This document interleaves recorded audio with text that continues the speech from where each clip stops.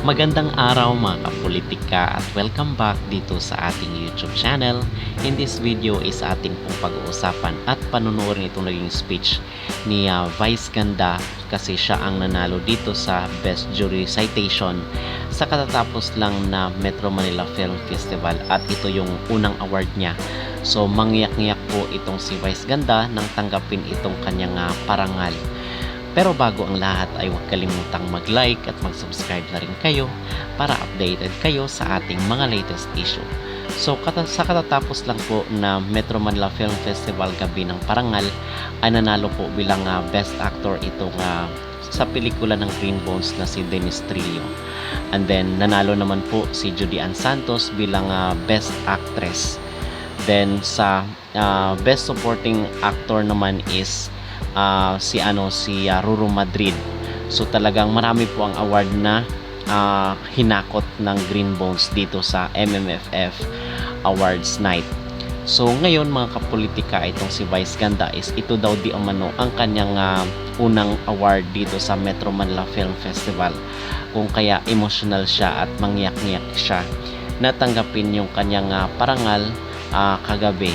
So dito ay ikwinento ni Vice Ganda dito sa kanyang speech ay ikwinento niya na sa pinagdaan ng hirap nila kasi nga napasara yung station nila at yung nabigyan pa rin siya ng opportunity ng ABS-CBN na magkaroon ng trabaho at the same time yung kanyang continuous pa rin yung commitment ni Vice Ganda. Talagang priority si Vice Ganda noon sa in fact naikwento pa nga niya dati sa kanyang show dito sa It's Showtime na binabaan lang yung kanyang yung kanyang talent fee kasi nga wala na sila sa mainstream TV.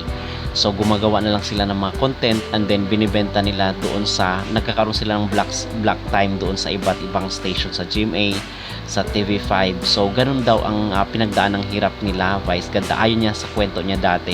So dito sa kanyang awards night ay talagang emotional itong si Vice Ganda na tinanggap. So nagpapasalamat rin siya sa kanyang director at yung kanyang mga naging kasama dito sa industriya sa showbiz. The jury of the 50th MMFF Awards, a special citation to a performer who has broken the ground and gone out of the familiar and comfort zone to prove his growth as an artist and tackle issues relevant to the contemporary society. The MMFF jury honors Vice Ganda for his achievement in this year's festival. Thank you very much!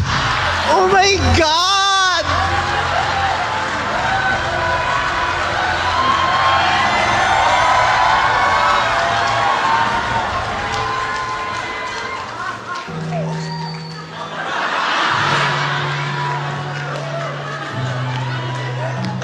I have long been waiting for this.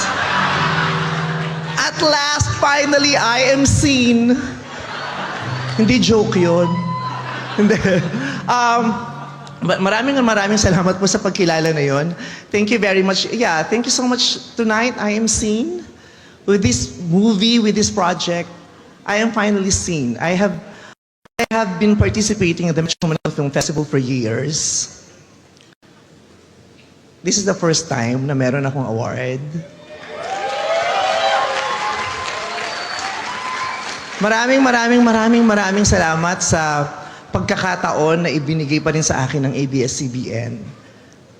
Sa mga panahon na hirap na yung kumpanyang kinabibilangan ko, pinipilit pa rin nilang gumawa ng magagandang proyekto, magagandang mga contents. At nagpapasalamat ako dahil sa mga pagkakataon na hindi na nila kayang gumawa ng maraming proyekto, maraming pelikula, maraming contents.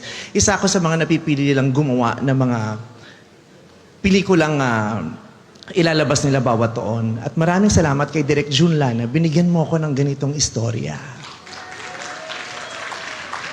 Binigyan mo ako ng ganitong istorya na inaantay na rin ng marami. Binigyan mo ako ng ganitong pagkakataon na gumanap sa isang karakter na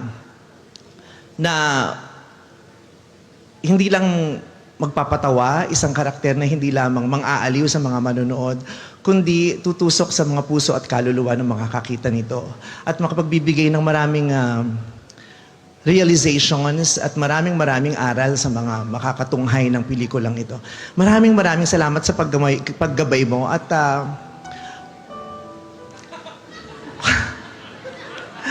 my God, hahabaan ko na kasi baka itong award na ito, ibig sabihin hindi ako magbe-best actor.